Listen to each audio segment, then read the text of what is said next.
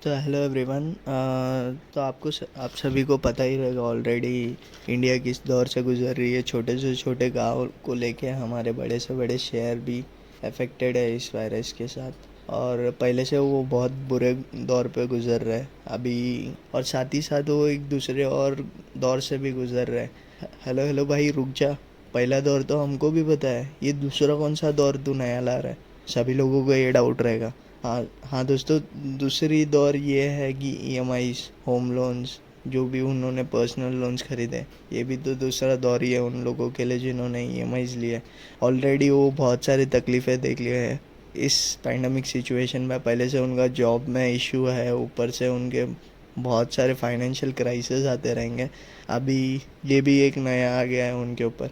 तो आरबीआई के governor mister Shaktikanta दास, इन्होंने ऑलरेडी 24 मार्च को एक प्रेस कॉन्फ्रेंस में बताया था, जब भी इंडिया लॉकडाउन में था तभी उन्होंने बोला था कि 27 मार्च से लेके 31 मई तक जो भी ईएमआईज रहेंगे उसको आगे बढ़ा दिया जाएगा। यानी कि मॉरिटोरियम पीरियड कर दिया जाएगा। जो भी ईएमआईज उनको भरने थे उस पर्टिकुलर पीरियड में 27 से लेके मई तक, तो वो सब आगे बढ़ा दिए जाएंगे 3 महीने के लिए। हेलो बॉस, ये तो हमको पता है, हमने देख लिया है, तू नया कुछ बता। हाँ, तो नया इसमें ये है कि आप सभी को तो पता ही है, ऑलरेडी मॉरिटोरियम दिया गया था 27 मार्च से लेके 31 मई तक। तो अभी आरबीआई के गवर्नर ने आज डिसाइड किया है कि ये मॉरिटोरियम पीरियड को और एक्सटेंड किया जाएगा। यानी कि पहले 3 मंथ ऑलरेडी दिए थे, अभी और 3 महीने के लिए वो एक्सटेंड कर रहे हैं, 1 जून से लेके 1 जून से लेके 31 अगस्त तक के। तो इन्होंने ये पैंडमिक सिचुएशन को देख के और अपने नेशनल वाइड लॉकडाउन को देख आरबीआई के गवर्नर ने ये डिसीजन लिया है कि हमको भी मॉरिटोरियम पीरियड बढ़ाना चाहिए।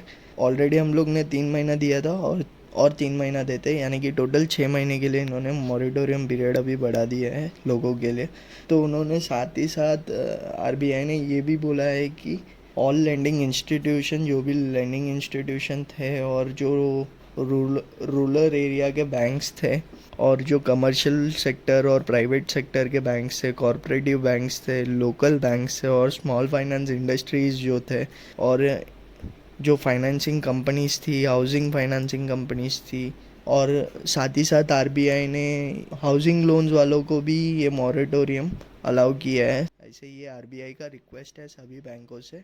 तो आरबीआई ने साथ ही साथ ये भी बताया है कि इस मॉरिटोरियम पीरियड के वजह से तुम्हारे जो टर्म्स एंड कंडीशंस थे लोन लेने वक्त, जो भी तुमने साइन करके दिया था, ये टर्म्स एंड कंडीशंस है भाई, ये ईएमआई पे नहीं करेगा तो ये सब चीज़ें हो सकती है।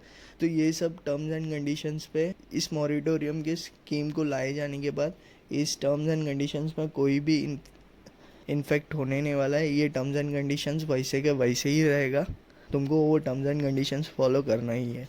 और अभी तुम सब लोग पूछेंगे भाई ये मॉरिटोरियम पीरियड होता क्या है, और कुछ कुछ लोग तो मॉरिटोरियम से लेके कंफ्यूज रहते हैं कि मॉरिटोरियम मतलब 3 महीने का बैंक ने छूट दे दिया हमको, ईएमआई पे ही नहीं करना है 3 महीने के लिए।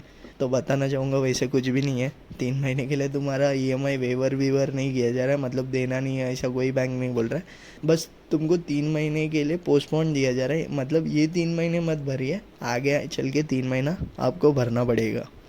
यानी कि तुम्हारा लोन के टेन्योर्स जो है वो बढ़ा दिए जाएंगे।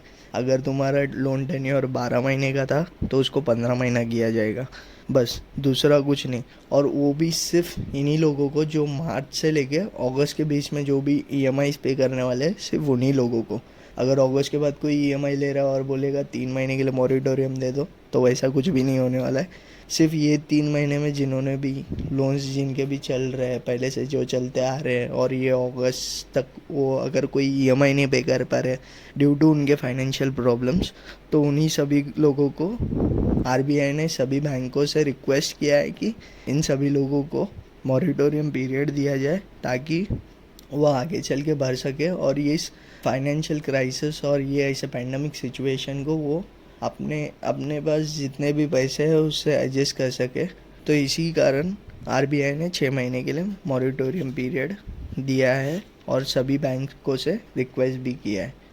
तो सभी लोगों का डाउट ये रहेगा भाई आरबीआई ने तो रिक्वेस्ट किया है पर कोई मेरा बैंक देता नहीं है, मेरा वो बैंक है, मेरा ये बैंक दे नहीं रहा है, मेरा वो वाला बैंक नहीं दे रहा है मुझे। तो दोस्तों बताना चाहूँगा, मॉरिटोरियम पीरियड तो बढ़ाया गया है पर बैंक्स के कुछ अपने एक टर्म्स एंड कंडीशंस थे, क्योंकि आरबीआई ने जस्ट रिक्वेस्ट किया है। ठीक है, टर्म्स एंड कंडीशंस तो अलग है, उस पर भी बात करेंगे। पर आरबीआई ने एक रिक्वेस्ट किया था सभी बैंकों को ये लागू करने के लिए, ना ही उनको फोर्स किया है, ना ही उनसे कोई साइन करा के लिया है कि भाई तुमको कंपलसरी करना ही है।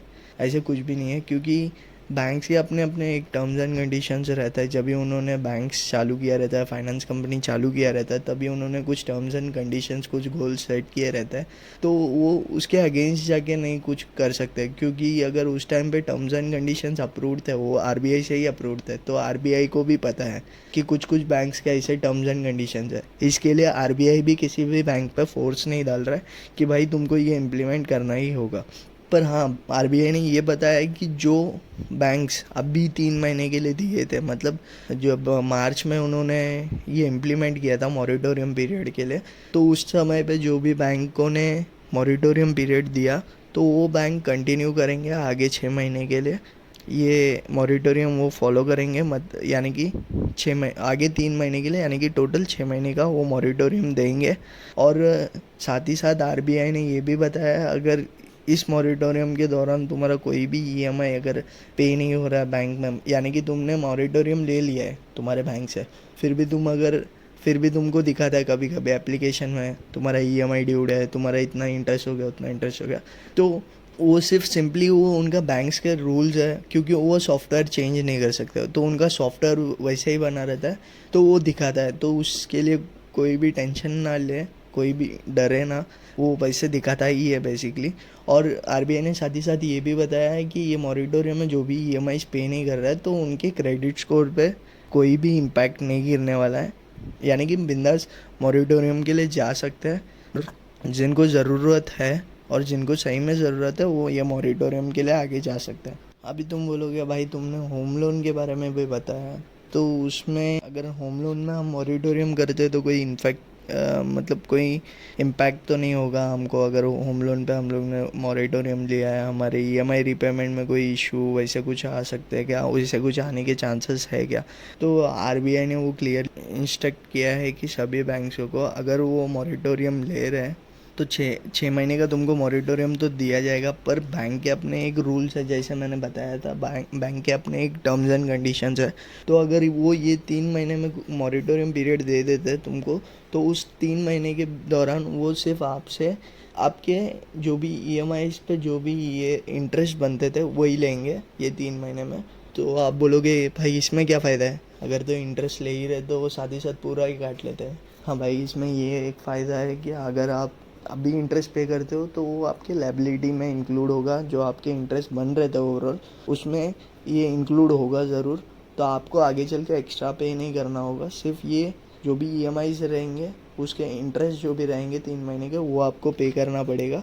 फिर आगे चल के ये 3 महीने का जो भी तुम लोग ने जो एक्चुअल अमाउंट रहता है, जो लायबिलिटी अमाउंट तुमने पे नहीं किया रहता है, तो वो इम्पैक्ट करेगा, थोड़ा सा करेगा, लाइटली करेगा, यानी कि वो आपके जो आने वाले ईएमआईज है उसमें ये 3 महीने के ईएमआईज भी इंक्लूड हो जाएंगे विदाउट इंटरेस्ट, मतलब उस 3 महीने के इंटरेस्ट ऐड नहीं होंगे, सिर्फ ये 3 महीने का जो भी तुम्हारा मुद्दल बनता था वो ऐड हो जाएगा इसमें। और 3 महीने के जो भी मतलब आपका ईएमआई अमाउंट उस पर्टिकुलर टाइम पे ज़्यादा हो सकता है, क्योंकि आपको एक्चुअल आपका लायबिलिटी पे करना है विदाउट एनी इंटरेस्ट, तो उस महीने के इंटरेस्ट भी रहेंगे आपके इसमें।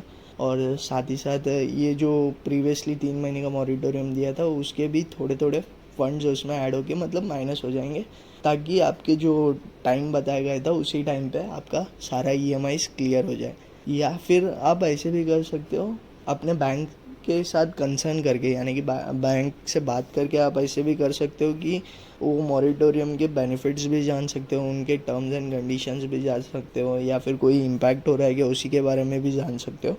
पर आरबीआई ने तो बोला है कि इसमें कोई इम्पैक्ट नहीं होगा तुम लोगों को, आपके जो भी मॉरिटोरियम पीरियड में आप जो भी मॉरिटोरियम पीरियड करोगे तो आपके थ्रू आपके क्रेडिट स्कोर में कोई इम्पैक्ट नहीं होगा। तो क्रेडिट स्कोर में इम्पैक्ट नहीं हो रहा तो बटो पैस आपके किसी भी चीज़ में इम्पैक्ट नहीं करने वाला है। बस आपके लोन्स जैसे मैंने बताए थे वैसे होने के चांसेस है, या फिर ऐसे करेंगे कि आपका जो टर्म था, टेन्योर था, वो बढ़ने के चांसेस रहेंगे। तो आप एक बार आपके बैंक से कंसर्न कर लीजिए मॉरिटोरियम के बारे में, ठीक है। किसी किसी लोगों को ये डाउट रहेगा कि भाई मेरा तो ईसीएस के थ्रू कटता है, इलेक्ट्रॉनिक क्लियरिंग सर्विसेज के थ्रू, तो मेरा तो चांसेस ही नहीं है मॉरिटोरियम करने का। नहीं दोस्तों, चांसेस है मॉरिटोरियम करने का। और किसी किसी को ये भी रहेगा कि भाई मेरा तो 3 महीने, लास्ट 3 महीने में भी ईसीएस के थ्रू कट गया था, पेमेंट ऑटोमेटिकली डेबिट हो गया, डिडक्ट हो गया था मेरे अकाउंट से, तो अभी कैसे करेंगे उसको। तो आरबीआई ने ये भी बोला है कि वो फ़ंड आप रिफ़ंड भी कर सकते हो। अगर 27 मार्च के बाद में आपने जितने भी ईएमआईज़ पे किए तो रिफ़ंड के लिए अप्रोच कर सकते हैं तुम्हारे बैंक से।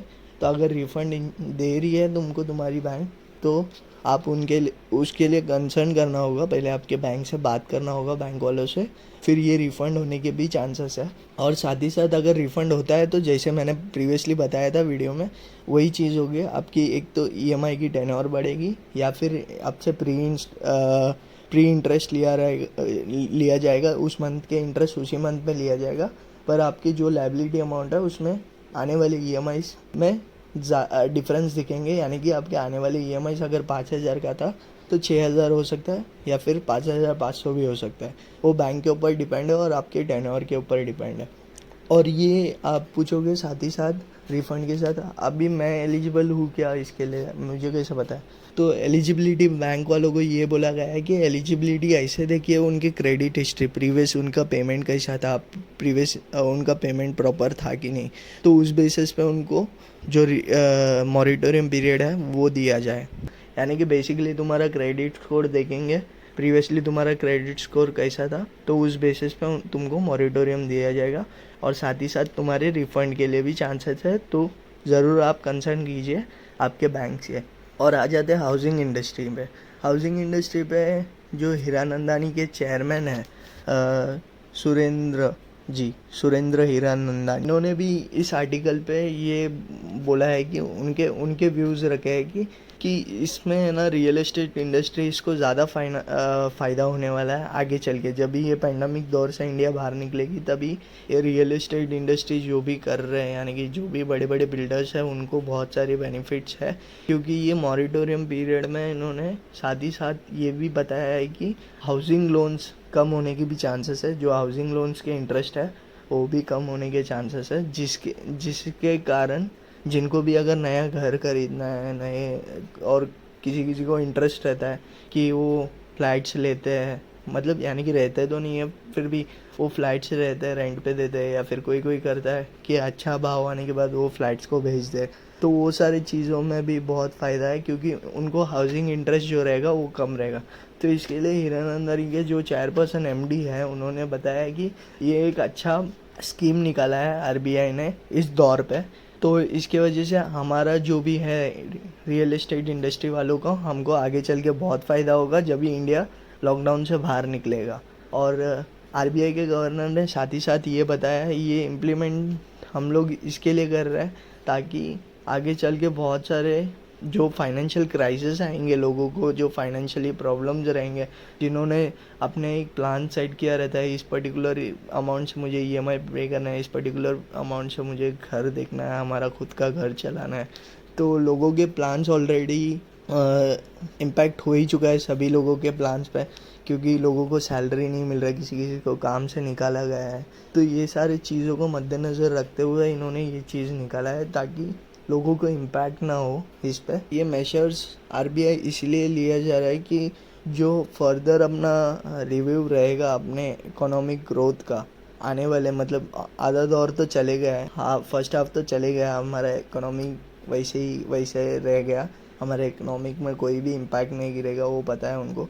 तो ये सारी चीज़ें इम्प्लीमेंट करने के बाद आरबीआई का कहना ये है कि जो अपना नेक्स्ट हाफ रहेगा, हाफ 2 रहेगा, जो फाइनेंशियल ईयर 21 का रहेगा, वो उसमें पॉजिटिवली ग्रोथ दिखेगी, ऐसा उनका कहना है। इसलिए उन्होंने ये सारी चीज़ें इम्प्लीमेंट किया है। होप यू गाइस आपको ये अच्छा लगा वीडियो के जो टॉपिक्स जिसमें मैंने बात किया है। तो अगर आपको किसी को कोई भी चीज़ की इश्यूज़ है या फिर कोई भी डाउट्स है तो आप ज़रूर कमेंट सेक्शन में कमेंट कर सकते हो। तो फिर मिलते हैं कुछ नए टॉपिक या फिर कुछ नए न्यूज़ के ऊपर डिस्कस करेंगे। So as I always say, stay safe, stay bless मेरे प्यारे देशवासियों। Always love you guys. Thank you so much.